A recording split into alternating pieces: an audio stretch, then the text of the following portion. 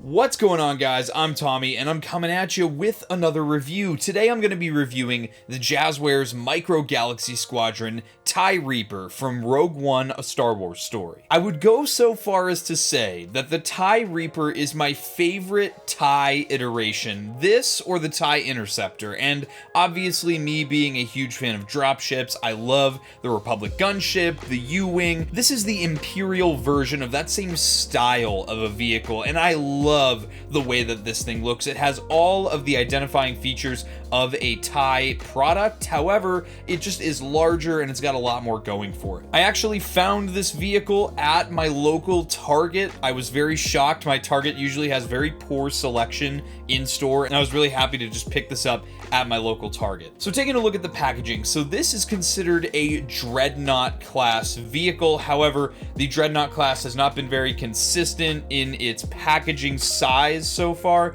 so it is just a larger packaging size. Most of the front of the packaging is a very big plastic window which shows you the figure and some of the missiles, which I'm really excited to check out, and your figures down at the bottom left. Top left, you got your Star Wars logo. On the top right, you have the Rogue One logo and the Jazwares logo, and then down here in the middle, you have the Micro Galaxy Squadron logo, the name of the ship. They're calling this Series 3. I imagine it's Series 3 for the Dreadnought class. You have some of your warnings, then a really cool picture of the ship, as well as this is number 204 in this line. On this side of the packaging, you get some pretty cool art here showing you the vehicle in flight being chased down by a blue Squadron X-Wing. See another one flying below. I believe that's actually a TIE Striker down there. You have your Disney logo there too. On this side of the box, you have a little bit of a wraparound window and then some Arabesh here that says TIE Reaper, Star Wars logo, Micro Galaxy Squadron logo. On the back of the box here, you get the same style of packaging that we get with most releases from this line. So you have your hologram image of the ship showing you all kinds of different features that this vehicle features. And down here you have your little cutout card. You can use this as a display card or a trading card, and then you have down here, it is part of the Dreadnought class. On the bottom of the box here, you have all your legalese, guys. So of course, please do not feed the TIE Reaper to your babies. And on the top, just another wraparound window here with the Star Wars and Micro Galaxy Squadron logos. As far as packaging, that's about all there is to talk about. So let's get this puppy opened up so we can check him out. All right, guys, here's the TIE Reaper out of the packaging. Before we take a look at the vehicle itself, let's first take a look at our minifigures that are included. We get 3 of them in this set and a little bit of variety between them. So the first one we have here is the Death Trooper Commander, or the Death Trooper Specialist as he's called in some action figure lines, and then you also get 2 regular Death Troopers. To my knowledge, this is the first time that either of these sculpts have been seen in this line, and I'm really happy to have them included. The Death Trooper is one of my most favorite trooper designs for the entire Imperial military. You have the characters' names at the bottom, and on the back here you have that nice blue grid background with little drawings of the characters matching the aesthetic of the line. Let's take a closer look at the Death Trooper Commander. So it may not look like it at first glance, but this guy actually has a lot of subtle paint applications to him. Some very subtle gunmetal and silver paint apps on the front here on his vest. You can even see, if you look really closely, sculpting for the sonic imploders that are on his little belt and all the extra pieces. You can even see the pauldron is sculpted onto that right shoulder there. Very cool detail. And then of course the belt buckle being painted in silver. Some stuff on the back here, not too much detail, but for these guys being a black armored character with a black undersuit on, there's not too much in the way of paint that I feel is necessary, and I think they did a great job with the sculpted detail on this guy. I think he looks good. As far as the articulation goes, it's the same scheme with most figures in this line. 2 points of articulation, a rod that runs through the shoulders and gives you a 360-degree swivel. You can move those arms all the way around here. Or in my case, no you can't, because the arm just broke off of this guy, so some Gorilla Glue, we'll have to fix that. And then of course, you have a rod that goes through the hips, which acts as a hinge, and that goes about 90 degrees. So there you go. As for the regular Death Trooper, those guys are identical from one figure to another. The same amount of detail with the belt buckle being painted. You just don't have all the extra detail you got on the vest like the Commander. For some reason, all of the shoulders on my Death Troopers seem to be stuck.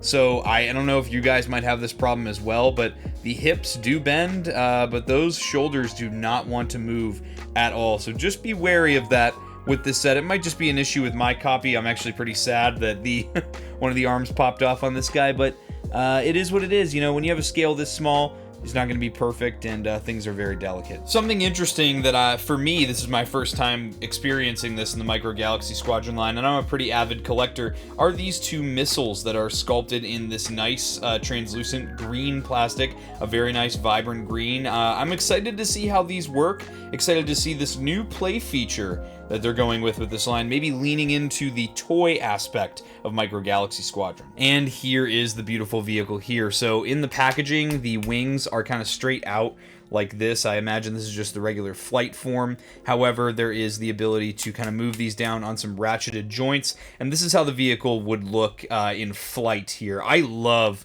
the way that this vehicle looks. I don't know what it is about it, just something so striking. Really fits that Imperial aesthetic and the TIE aesthetic while being something new and different here. Of course, the vehicle, as always with most Micro Galaxy Squadron vehicles, it is done with a nice wash and some light panel lining, really bringing out a lot of the sculpted detail. Taking a look at the main hull of the ship, you get some really nice chunks here that are done in a nice gunmetal color. The actual solar panels are painted nicely too, no paint bleeding anywhere, and I think this thing looks amazing. You can see they applied a lot of that same wash to the bottom of the ship that they gave to the top, and that's something I always appreciate about the Jazwares team, is that they give the same amount of attention to the sides of the ship. You don't see as much as they do to the ones you do. Got a few parts here. This one kind of reminds me a little bit of Kylo Ren's shuttle here with the red translucent plastic. You also have it back here, this one being much more reminiscent of the standard TIE design. And then you have the solar panel that kind of goes all the way around, kind of giving it that U shape. You also have your thrusters back here, which are painted in a nice light blue. They catch a lot of light even when they are under the shadow of the ship. Now this vehicle seems to have a lot of features, and I'm really excited to check those out. So let's kind of see what we can get into with this thing here. So it looks like this might be a hatch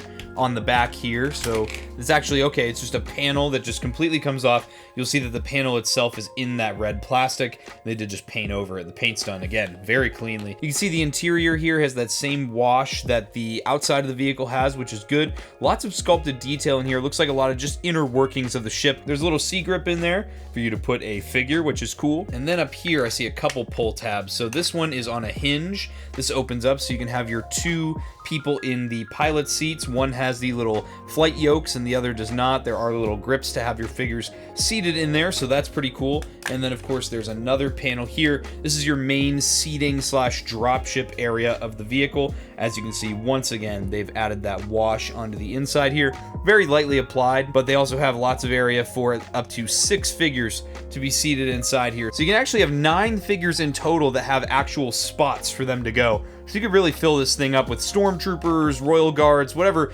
Imperials you want to load the ship up with. You can kind of see it from this side here, but there is also an opening because down here we have another pull tab, and I think this is really cool. They actually give you the little ramp pieces, the little pistons that come down so that you can actually land the ship and have the illusion that the ramp is open for the troops to come out of. That's a really cool feature. Putting that back up, it also looks like we might have some flight gear here, and opening those up, we have 2 pieces of flight gear. You can also see the actual innards of the ship. I love that Micro Galaxy Squadron does this, even on little details like this, hidden details that I'm sure most people wouldn't care if it was just plain plastic, just a, you know, a drab slab of plastic. You have some nice detail there. And what I'm noticing too is these little bits here, these gunmetal parts, are actually buttons for our missiles, which I now see the chambers for the missiles, as you can see here. So why don't we get our troops loaded into the vehicle, we'll get the missiles loaded in, and then we'll check out that firing feature. So I will glue the arm back onto one-armed Willie, who I will now name Commander Willie.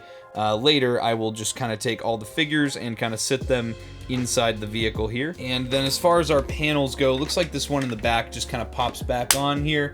That one was very easy to get back onto the ship. And then as far as the rest here, I definitely recommend leaving the cockpit area open until you're able to get this connected back in, and then take your cockpit area and connect that back onto the front of the ship. And then we have this thing looking full of troops and ready to go. I'll lift the wings back up here. I did also notice these do hyperextend a little bit.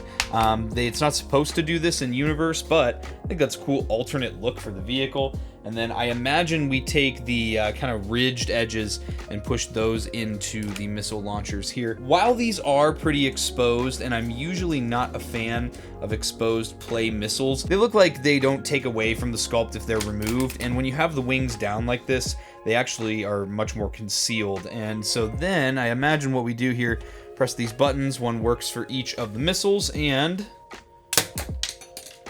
oh wow, those have some serious velocity to them. That is actually, that could probably shoot somebody's eye out. So I actually really like that. That's actually pretty impressive how hard those fire. Just for fun, I'm gonna do it again here just to, I don't even think you could see them on camera. They fire so fast. One landed back in my hand here. This spring-loaded missile system is really cool. And here we've got our TIE Reaper landed now. So overall, guys, I really think this is a super fun vehicle. In my opinion, I think they did this vehicle justice for the Micro Galaxy Squadron line. It being one of my all-time favorite TIE variants, I think I'm really impressed and I'm very satisfied. Obviously, huge bummer about my Death Trooper commander's arm breaking off. However, this might just be a QC issue with mine in particular, but I guess it's a good reminder to always just be careful with these delicate figures at this 1-inch scale. But with that, guys, I hope you enjoyed this review. If you did and you're not yet subscribed, subscribe to Blitz Transmissions. I've got awesome Star Wars content coming out all the time.